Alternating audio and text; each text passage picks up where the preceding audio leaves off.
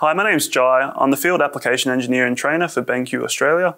And in this video today, we'll be having a look at brand new BenQ interactive flat panels that have just been installed in your school.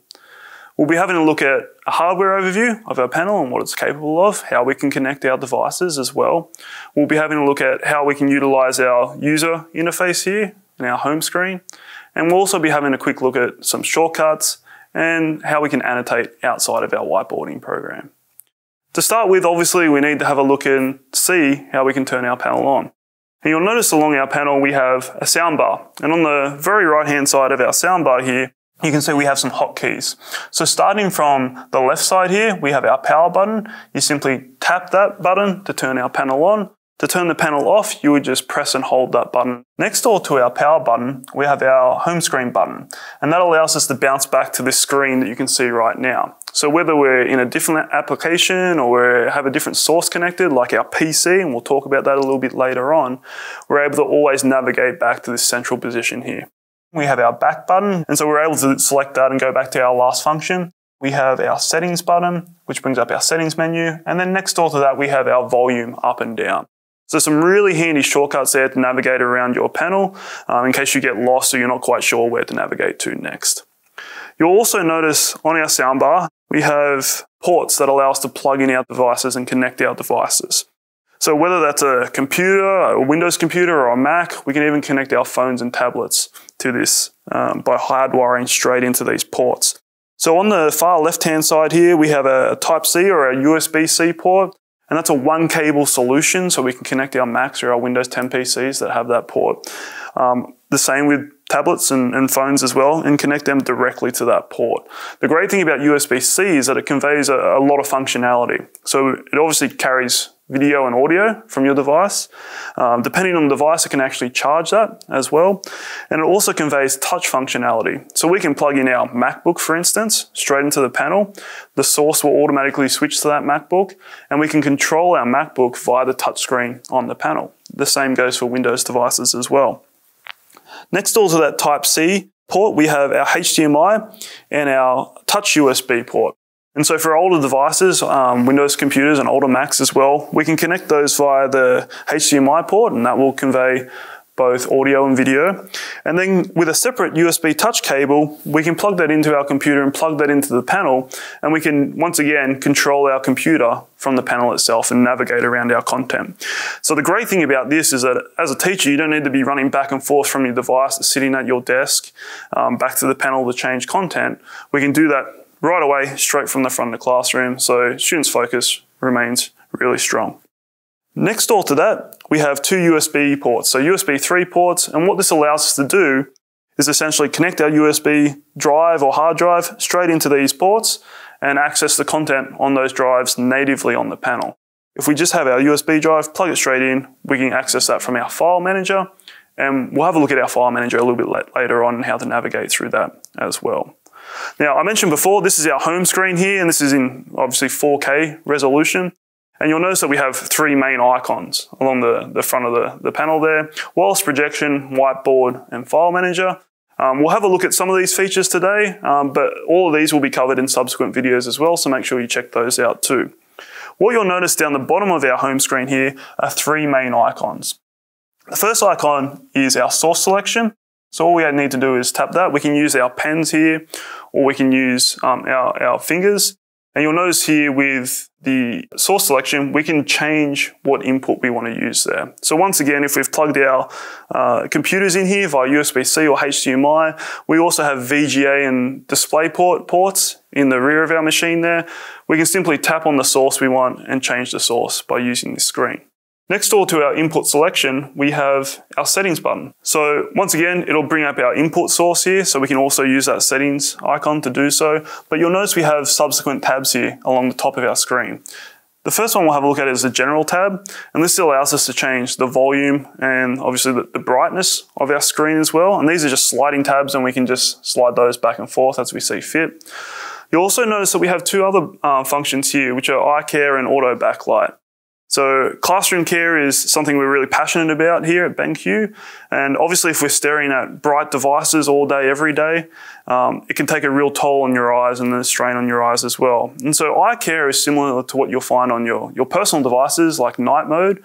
And that will just get rid of the brightness of that screen and more of a yellow tinge there, which is a lot better for your eyes overall. And so we can toggle that option on or off using that functionality there as well.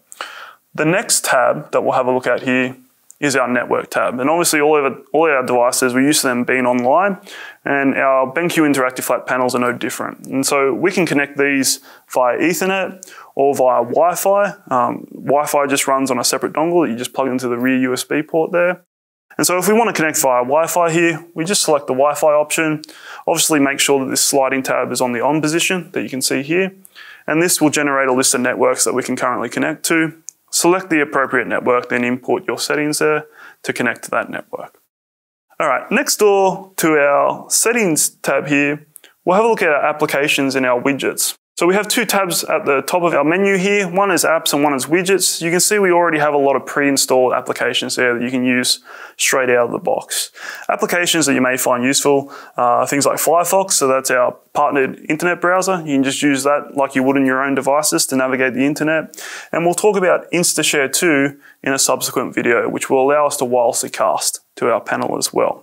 Next door is our widgets, and this allows us to copy some commonly used widgets to our home screen as well. And so all we need to do is hit the Set Widget button and then tick which widget we'd like to set. So if I tick the world clock there, you can see now at the top of our panel, the world clock has appeared there. So they're just quick and easy reference widgets. Things like a message board are quite handy as well, and some shortcuts to timing tools and calculator are also available there. Going back to our apps, if we'd like to pin one of these apps or multiple apps to our home screen, we're able to do that as well. So rather than having to keep digging into our apps menu here, we can create shortcuts down the bottom of our home screen here. And to do that, we can just select the Set Shortcut button. And I may want to have Firefox on my home screen there. And you'll see as soon as that's selected, it appears down the bottom there, just like our desktop shortcuts on our own personal devices. So you can select as many of those as you like, and they'll just keep appearing in this line along the bottom of the panel there as well. So there are our three different menus or shortcuts down the bottom of our home screen as well. Now you see me navigate our panel using our pens, and each of your panels will come with a set of pens. They come with a thin tip and a thick tip. We'll talk about the functionality of this a little bit later on. The great thing about these pens is that they're passive devices, or what we call dumb devices. And essentially what that means is that there's no pairing and there's no charging for those. They just pick up and they play straight away. They also have a germ-resistant coating on the pens. And so this gets rid of sort of everyday germs and bacteria. So things like Staphylococcus and E. coli, some of those commonly accepted bacteria that we have in our households and in our communities. On touch, it eliminates those germs, and without getting too sciencey, it basically divides or stops the cell division of those bacteria and germs. That same coating is actually on our screen as well. So whether you use the pens or your fingers to navigate the panel, it's a really hygienic solution for your classroom as well. So apart from the pens, we obviously have our remote control here as well. So this has been specifically designed for BenQ interactive flat panels, and there's a couple of really cool features here. A lot of the time, if we're sort of teaching our students and we have content on here, rather than sort of trying to reach across and point to the panel and covering up a lot of the screen, it's sometimes hard to navigate with different angles of your classroom. We can press one button here, and this will give us a spotlight. And we can change the size of this spotlight just by using the up and down button here. And so this is really great for drawing focus of your students towards certain content on the screen. If I press the right arrow here, it changes that spotlight into a laser pointer or a digital pointer. So this is great for presenting as well and drawing focus or the attention of your students to particular information on the screen there as well. And it also means you can stand away from the panel and not block that from your students too. If I turn that off, we just tap the same button. A couple of other commonly used features here is the freeze button. So we can freeze content that's playing on our screen. You'll notice we have this border right around the edge of our panel there. We also have some text up the top there that says freeze on, so we know when the panel's been frozen. You'll also notice down the bottom of our screen here, we have an exit freeze button there, or we can just tap the freeze button on our remote again to resume normal functionality there. The other button below the freeze button on our remote is the blank button. So I can blank out the screen on command and bring it back just by pressing the blank button once again. The great thing about this is that we're able to draw the attention of our students directly to us and not be sort of distracted by what's going on the panel at the time there as well. So it's a one press button to blank that panel out. Each of your panels will come with one remote and just runs on its own little USB receiver that needs to be plugged into the rear of the panel there as well. So we've sort of had a look at some of the hardware features and the basics of our interface of our home screen here. And what you'll notice here is that on each side of the screen here, we have these sort of little floating tabs here, and we can move these up and down just by tapping and holding. But these are our side menus or our side shortcut menus. And when I tap on that, it obviously expands that menu and gives me some quick tooltips there when I first open that up. So if I go back, you'll see that it sort of gives me a quick understanding of what these functionalities or these little buttons do. The first one is our home button here. And so that will just bring me back to the screen we see right now in this video. So whether we have another full screen application running there, or we have our computers that are plugged in here so we can be on a completely different source, we'll always have access to these side menus. And so I can navigate back to my home screen. So if you get a little bit confused or lost or you're not sure how to exit an application, just remember you can always just use your side menu and the home button there. Underneath that, we have our back button once again, which takes me back a step. I also mentioned that this is a hotkey on the front of the panel there as well. Underneath this back button, we have a little icon which is two squares overlapping. And this brings up our recently used sources and recently used applications as well. And so we can navigate and jump between these applications really quickly. It's similar to what we do on our tablets and our phones as well, and being able to scroll through our different applications. We can also hard close these applications directly from this screen as well. Next in this side menu here, we have our Easy Write icon. And Easy Write is our whiteboarding software that's unique to BenQ. We'll talk about that in another video, so make sure you check that out.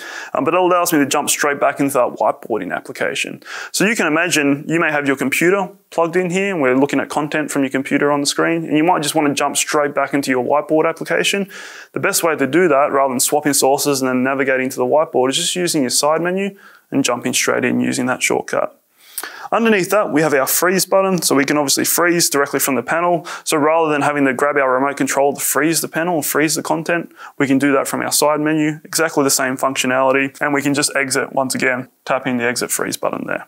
And then finally, down the bottom here, we have our floating toolbar.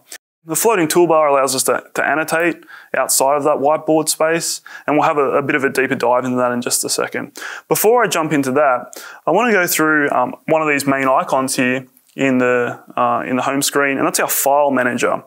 And so I mentioned before we can plug our USB drives straight into the front of the panel, and the way we would access this content is via our file manager. So if I tap on our file manager here, it brings up our full screen application, and you'll notice on the left side here we have our local devices. So we have internal storage on the panel, so we can save our content directly to the panel here. You can create your own folders or use the pre-existing folders there as well. But you can also plug in your own drives and access content directly on those as well. And so if I plug in this USB port just into the front port of the panel there, the panel will recognize that as a device, and we can select it from the side menu here. So there's our USB drive, and I can access the content on that drive there as well. So from here, if I wanted to open up an image, for instance, and you can open up a variety of different file types on our panels. So it can be image files, PNGs or JPEGs. We can have a look at document files, so Word documents, PDFs, PowerPoint files, and also video content as well.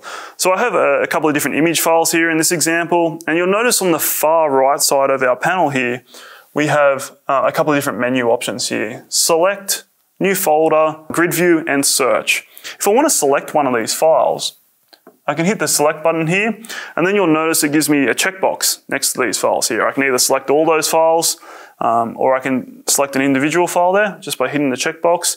And then what you notice here is that right side menu has changed again.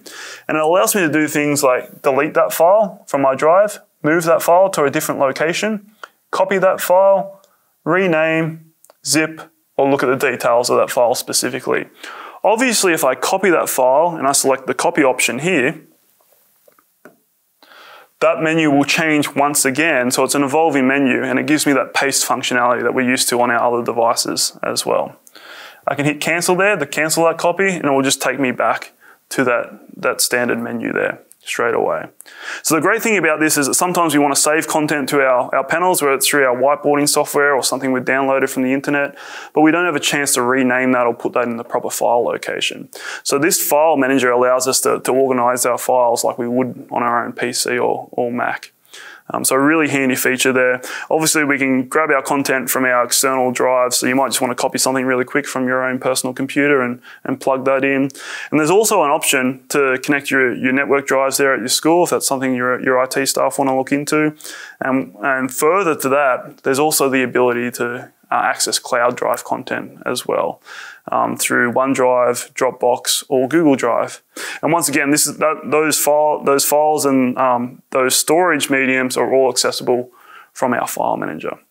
To exit our file manager, we can obviously just press the exit button down in this bottom left-hand corner, or we could use our side menus to navigate back to our home screen.